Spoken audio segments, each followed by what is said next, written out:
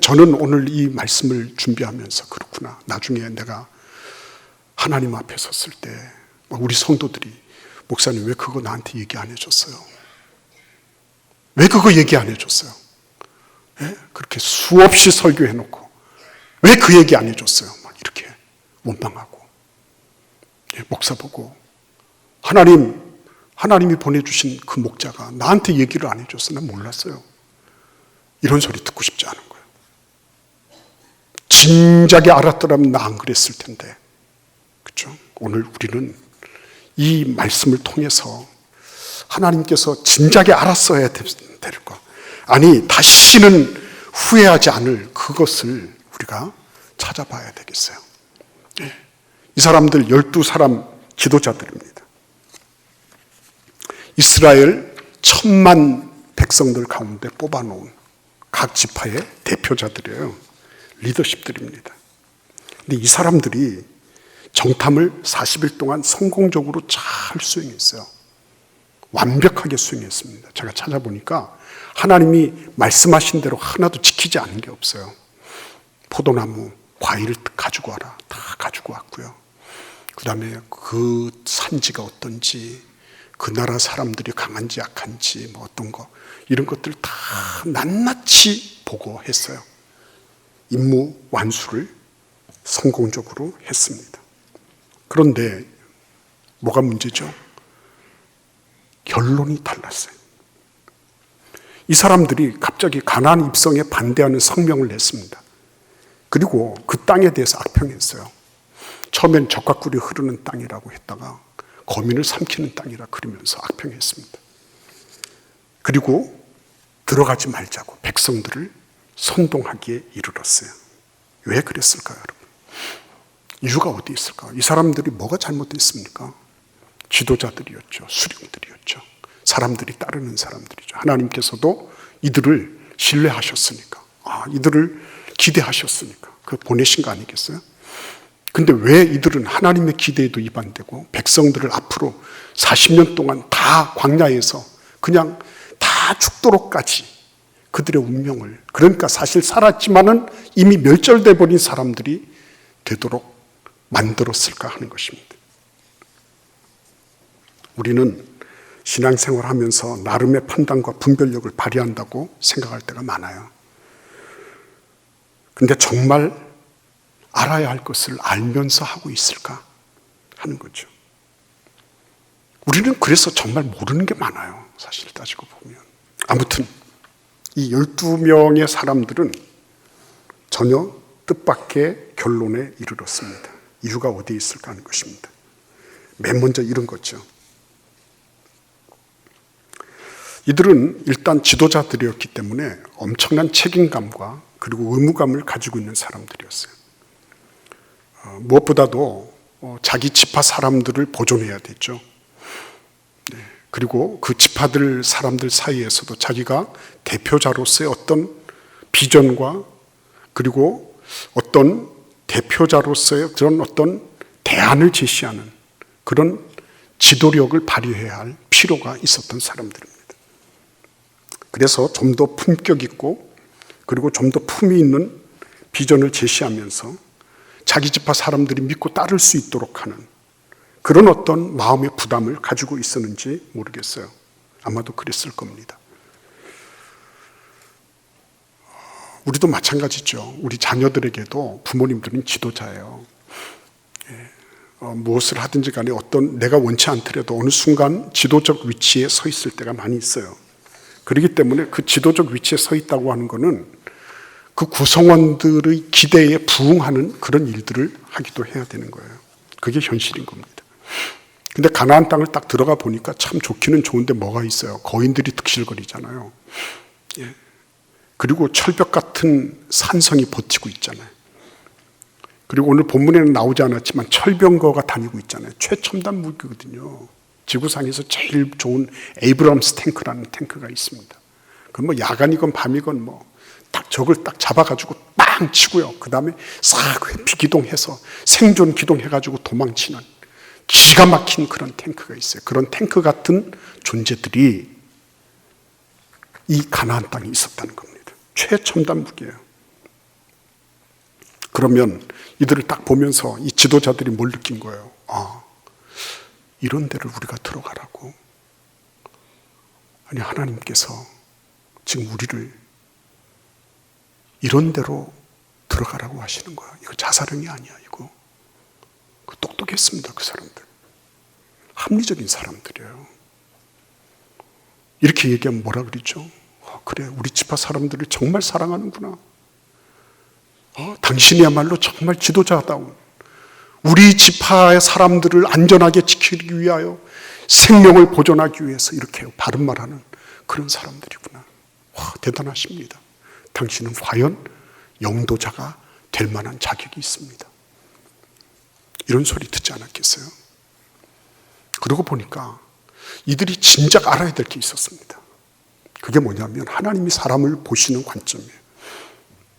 이들은 이것이 맞느냐 틀리냐 보통 보면 그러잖아요. 선과 악으로 나누잖아요.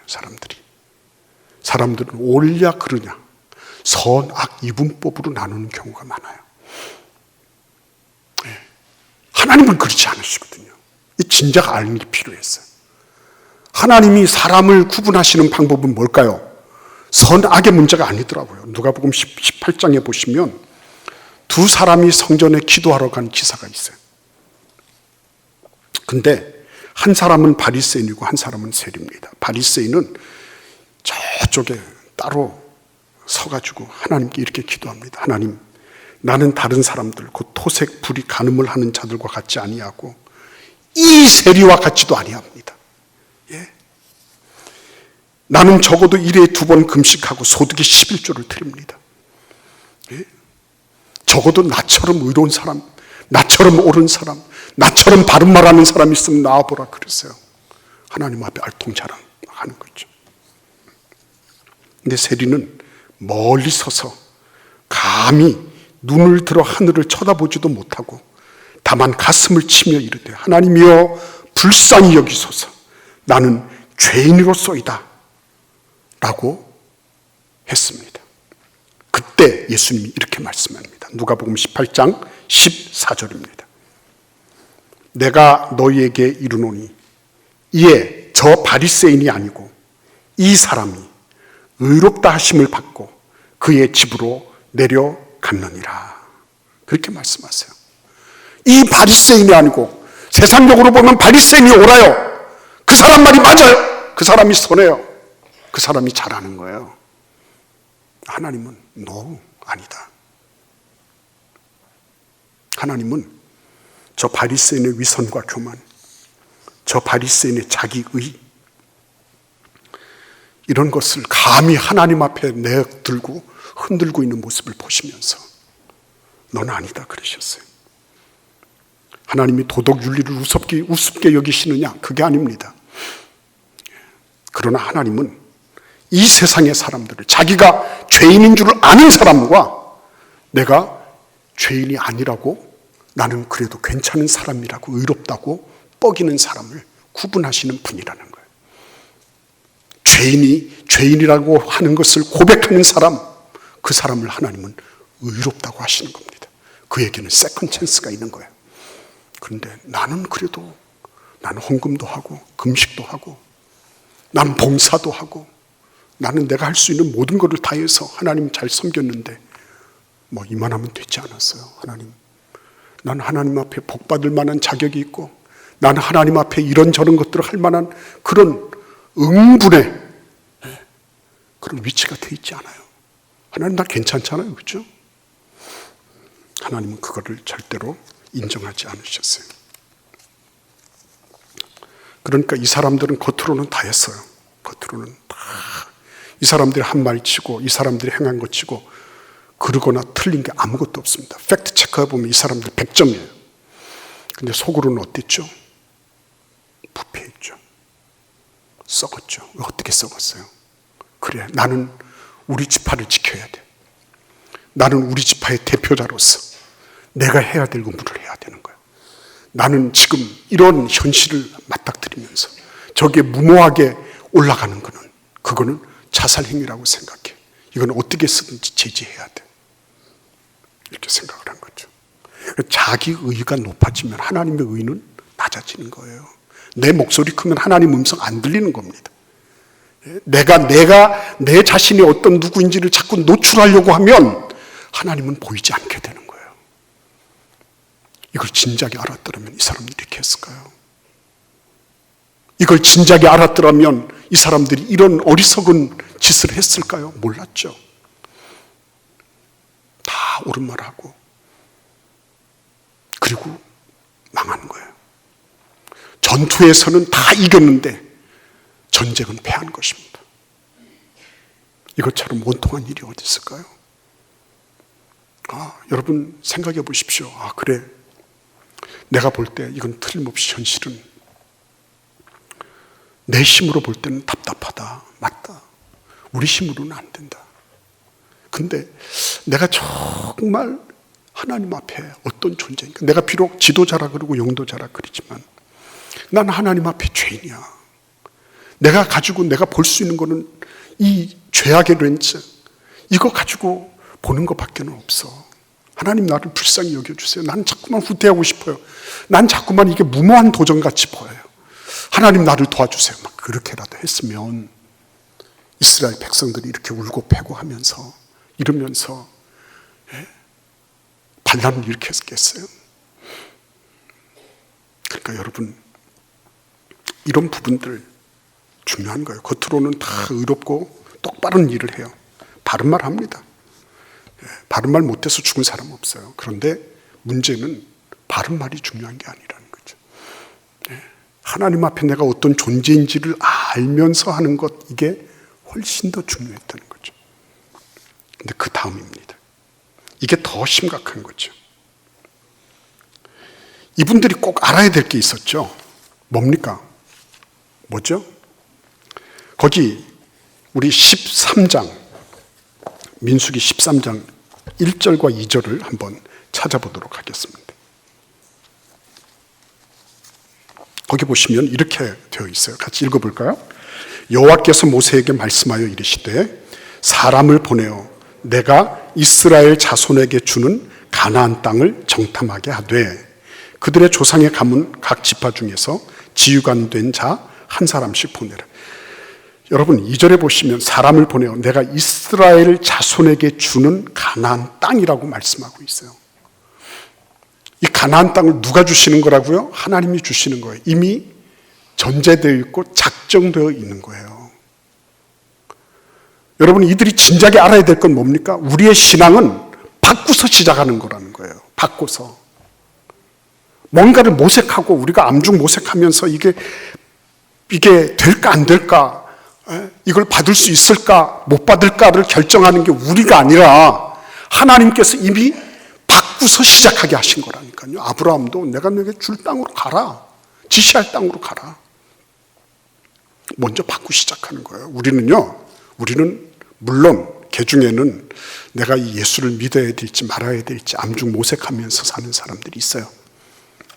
그런 분들은 오지도 가지도 못하면서 전전긍긍하면서 어떤 때는 믿는 것 같고 어떤 때는 안 믿는 것 같고 자기도 요상한 거예요. 근데 여러분, 하나님의 말씀은 우리를 보고 적당한 자리에서 이렇게 견주면서 될까 안 될까를 막 생각하는 그런 존재로 하나님은 우리를 부르지 않으셨다는 걸 알아야 되는 거예요. 여러분, 우리가 하나님이 보실 때 히브리서 6장 1절 말씀을 보시면 이렇게 말씀하고 있어요. 그러므로 우리가 그리스도의 도의 초보를 버리고 죽은 행실을 회개함과 하나님께 대한 신앙과 세례들과 안수와 죽은 자의 부활과 영원한 심판에 관한 교훈의 터를 다시 닦지 말고 완전한 대로 나아갈지니라 그랬어요. 여러분, 예수님께서 우리를 구원하신 것은 이미 이루어진 일이에요. 이미 이루어진 일. 그거를 일단 받아야 되는 거죠. 택배 오면 받아야죠. 이게 물론 어디에서 왔나 이런 거 살필 필요는 있습니다. 그러나 이거를 받아야죠. 그 다음에 뭐예요? 그거를 뜯어보고 이 안에 이런 것이 있구나. 그 다음부터 이렇게 구성되어 있구나. 이렇게 하면 참 좋겠다. 그 다음부터 이렇게 하나씩 음미하고 그리고 그것을 즐기고 그것을 활용하는 단계가 되잖아요. 받지도 않았는데 그걸 어떻게 알아요? 받지도 않았는데. 예? 우리가 진작 알아야 될 게 뭐예요? 신앙은 받고서 시작하는 거다는 거예요. 받고서. 예, 받고서. 예. 뭔가 내가 다 납득이 되고 이해가 되고 내가 다 내 머릿속으로 이 작은 머릿속으로 내가 다 이게 다 정리가 돼야지 그 다음에 내가 움직이겠다. 그렇게 될 수도 없으려니와 어느 세월, 어느 하세월에 그게 될지 모르는 거죠. 일단은 받아놓고 봐야죠. 예수께서 나를 위하여, 내 죄를 위하여 십자가에 죽으셨다는데 그것처럼 귀한 일이 어디 있어요. 일단 받고 봐야죠. 생각해 보세요. 어떤 게 유리한지. 그러고 난 다음에 내가 받고서 그 다음에 뭘 하는 거예요? 아, 예수님의 구원이 이런 거구나. 아, 예수께서 구원하신 것이 이런 의미가 있는 거구나. 그죠? 우리 성찬할 때도 마찬가지잖아요. 예? 예수님께서 나를 위하여 십자가에 죽으시고 살과 피를 내주시면서 하신 거. 이거는 다른 모든 것들 먹어도 다 죽지만 이거는 먹어도 죽지 않는 거라는 거예요. 이거는 벌써 식자재 자체가 틀린 거예요. 이거는 무한한 차이가 있는 그런 음료라니까요. 음식이라니까요. 근데 그런 것들을 모르고서 일단 먹기는 먹었어. 근데 알고 먹으나 모르고 먹으나 나한테 힘이 되는 건 다 마찬가지잖아요. 그죠? 나중에 차근차근하게 알아가는 거잖아요.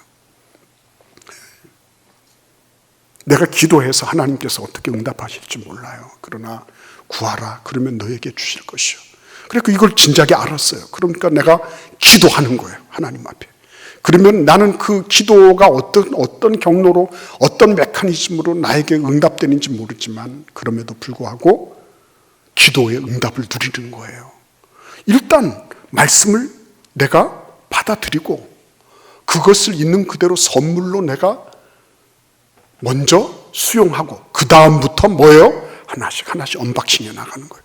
하나씩 풀어나가는 거죠.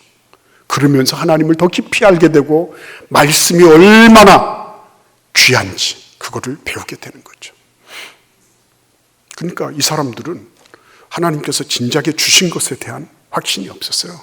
하나님이 이스라엘 백성들에게 내가 이스라엘 자손에게 주는 가나안 땅이라고 말씀하셨음에도 불구하고 이거를 자기들의 무슨 검토 대상으로 알았어.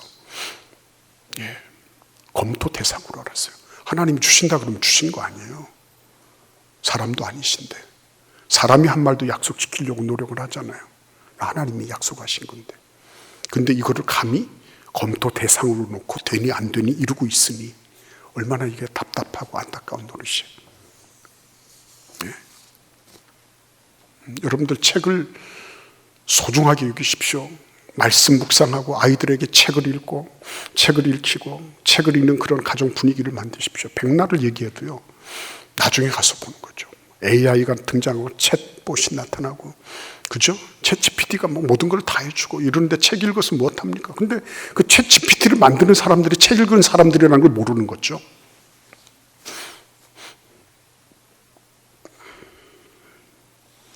그러니까 나중에 가서 진작에 알았더라면 바꾸서 시작하는 건데 바꾸서 하나님이 우리를 위하여 모든 것들을 다 예비해 놓으셨고 여호와 이레 되셔서 내가 그 말씀 따라 순종하며 나아가면 그러면 그대로 주님이 다 예배해 놓으신 거 그거 다 받게 되는 것이라고 하나님이 말씀하셨음에도 불구하고 그거를 이제 다시 자기가 검토하고 자기 뇌리로 이해를 시키려고 하고 있으니 무슨 일이 일어나겠어요? 안타까운 거죠. 네. 안타까운 거죠.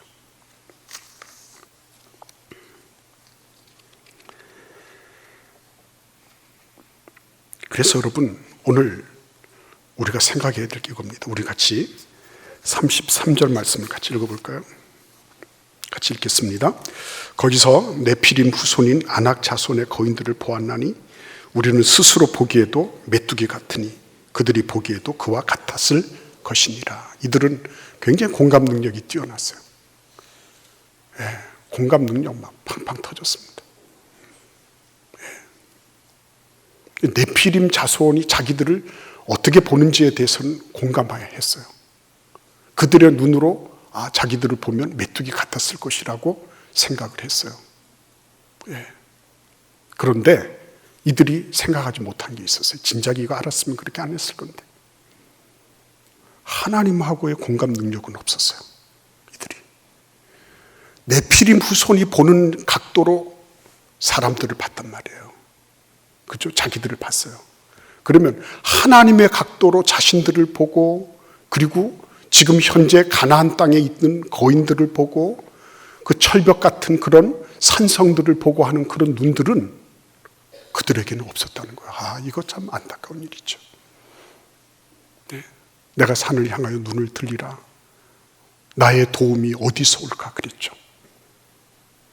그런데 나의 도움이 어디서 올까 하다가 그가 갑자기 깨달은 게 뭐죠? 나의 도움은 천지를 지으신 여호와에게서로다. 딱 천지를 지으신 여호와의 관점으로 딱 보기 시작하니까 어떻게 됐죠? 이거는 뭐예요? 이거는 하늘 아래 매잖아요. 게임이 되지 않는 겁니다. 하나님과 공감하는 것을 진작에 알았더라면 그는 네피림 자손들과 공감하는 것, 이것 정도는 아무것도 아니라는 것을 그가 알았을 거예요. 그들이. 이사야 40장 15절 이하의 말씀이에요. 보라, 그에게는 열방은 통에 한 방울 물 같고 저울에 적은 티끌 같으며 섬들은 떠오르는 먼지 같으니 그들은 없는 것 같이, 빈 것 같이 여기시는 하나님이시다 그랬어요. 여러분, 하나님의 관점으로 보는 거죠. 내가 진작에 사람의 관점이 아니라 하나님의 관점으로 보았더라면, 하나님의 관점으로 내 현실을 보았더라면 그렇게 불순종하며 사는 삶 살지 않았을 거야. 내가 하나님의 관점으로 내 문제를 보았더라면 나는 비굴하게 이 세상에 질질 끌려 다니지 않았을 거야. 내가 천지를 지으신 하나님의 관점으로 이러한 모든 관계를 풀러가려고 했다면 나는 진작에 기도하며 때를 기다렸을 거야. 그렇죠? 하나님의 관점. 하나님이 누구신지를 알아가는 하나님과의 공감성, 공감대를 이루는 것. 오늘 우리에게는 아직 기회가 있겠죠. 그렇죠? 아직 기회가 있겠죠. 기회가 있기를 바랍니다. 기회가 있기를 바라요.